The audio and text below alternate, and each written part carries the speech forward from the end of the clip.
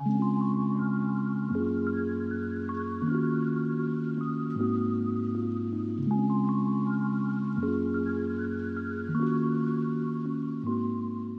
को जय श्री कृष्णा। आज हम बात करते हैं गुरु और शनि, जो कि बहुत ही धीमी गति से चलने वाले ग्रह हैं।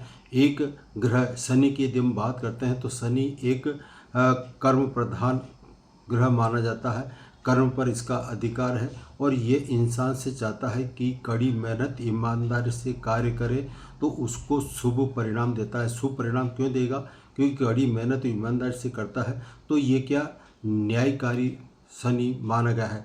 न्याय जो देता है वो शनि ही देता है। तो शनि अपना कर्म करे जाओ, कठिन कार्य करो, मेहनत करो तो आपको ये शनि शुभ परिणाम देता है, जबकि हम शनि से घबराते हैं। इसके अलावा यदि हम गुरु की बात करते हैं तो गुरु ग्रह या यदि कारक तत्व की हम बात करते हैं तो गुरु सबसे पहले हम बात करते हैं भाग्य का दाता है। गुरु एक जीव कारक ग्रह माना गया है। जीव को ये आपका भाग्य किस तरह से रहेगा ये सेट करता है गुरु। गुरु जो है सुख समृद्धि देने वाला और ऐश्वर्य में वृद्धि करने वाला।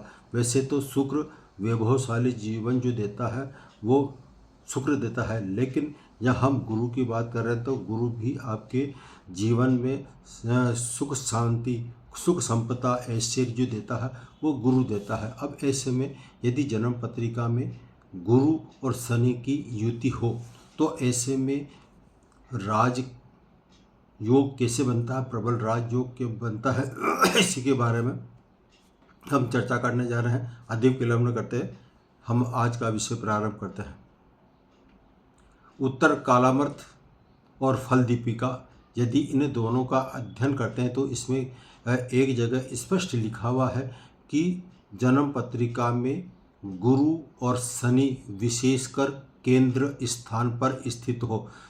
केंद्र जन्म पत्रिका की केंद्र स्थान जो होते हैं वो 1, 4, 7 और 10 माने गए हैं और इसमें भी केंद्र स्थान में भी विशेषकर 7वें स्थान पर शनि का स्थित होना विशेष शुभ परिणाम देने वाला प्रबल राजयोग कारक जो बनाता है वो शनि यदि 7वें स्थान पर हो तो बहुत प्रबल राजयोग बनता है। अब हम बात करते हैं यदि D1 यानी कि लग्न पत्रिका के अनुसार और चंद्र कुंडली के अनुसार जन्म पत्रिका में केंद्र स्थानों पर गुरु के साथ शनि स्थित हो, अर्थात गुरु और शनि की युति हो, युति संबंध हो, या फिर गुरु और शनि जस्ट एक दूसरे के सामने स्थित हो तो प्रबल राजयोग का निर्माण होता है। ऐसे में जब प्रबल राजयोग का निर्माण होता है तब इंसान बड़ा भाग्यशाली माना जाता है।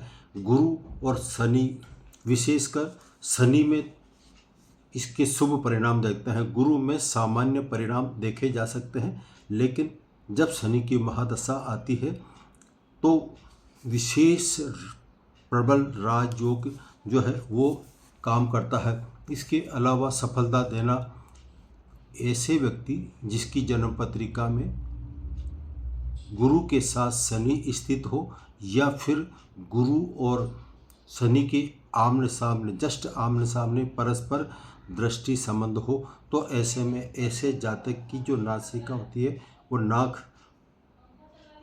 और साथ ही गाल बड़े सुंदर दिखाई देते हैं। उसका चेहरा शुभ माना जाता है और हो सकता है वो अपने जन्म समय में बचपन में उसकी बुद्धि सामान्य हो, लेकिन जैसे जैसे उसकी उम्र बढ़ती जाती है वैसे वैसे गुरु और शनि अपने प्रभाव बढ़ाते हुए उसकी सबसे पहले उसकी बुद्धिमत्ता को बढ़ाते हैं।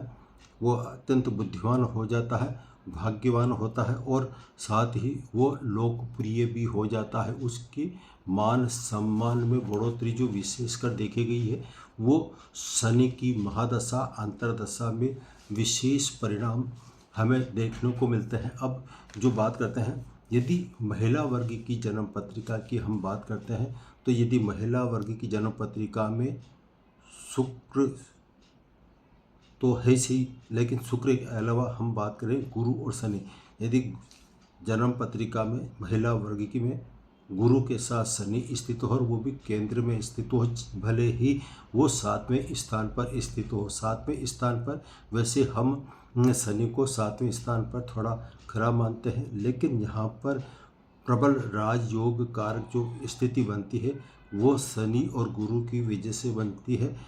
हम दाम्पत्य जीवन की बात नहीं कर रहे हैं, उनके प्रबल राजयोग के बारे में बता रहे हैं। तो यदि जन्म पत्रिका में महिला वर्ग है और उसकी जो मैंने स्थिति बताई है वो स्थिति महिला वर्ग में लागू होती है और किसी पापी ग्रह से दूषित नहीं हो, अस्त नहीं हो, तो ऐसे में ऐसी महिला जो है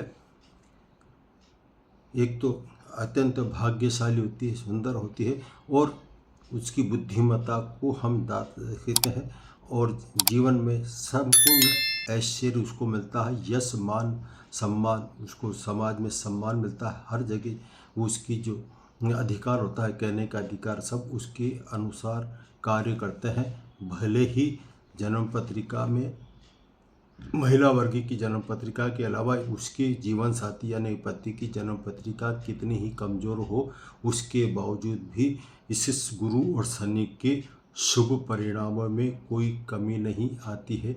तो आज हमने बात करी गुरु और शनि की प्रबल राजयोग कारक के बारे में कि किस तरह से ये प्रबल राजयोग कारक बनता है।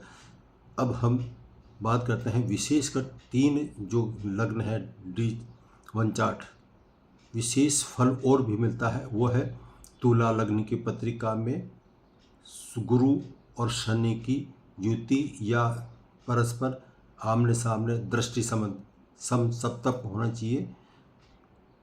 तो तुला के अलावा है धनु और मीन राशि। धनु और मीन राशि का स्वामी गुरु होता है।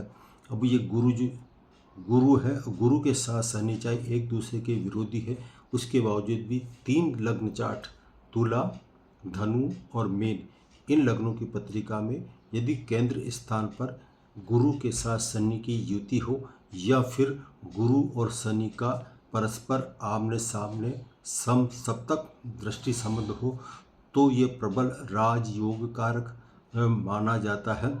अब इनके साथ में या तो शनि गुरु की युति हो, साथ ही बुध स्थित हो, या फिर गुरु और शनि जस्ट आमने सामने हो और इनके साथ गुरु के साथ या शनि के साथ बुध की राशि जो है, बुध की जो राशियां हैं वो है 3 और जो 6 यानी कि मिथुन और कन्या। इन राशि मिथुन या कन्या राशि हो और 7वें स्थान पर स्थित गुरु और शनि की युति हो और साथ में बुध भी स्थित हो, तो ऐसे में यह प्रबल राजयोग कारक अपने चमत्कारिक परिणाम अवश्य देता है। भले ही वो एक दूसरे के विरोधी हों, गुरु और बुध का आपसी संबंध शुभ नहीं माना गया है, तो ऐसे में गुरु और शनि की युति होने के बावजूद भी यदि बुध स्थित हो या मिथुन राशि में या फिर कन्या राशि में गुरु और शनि की युति होने पर और उनका बुध का भी स्थित हो जाना, ये प्रबल राजयोग कारक माना गया है। आज मैं अपनी वाणी को विराम देता हूँ, फिर मिलेंगे नए सब्जेक्ट और नए विषय के साथ। सभी को जय श्री कृष्ण।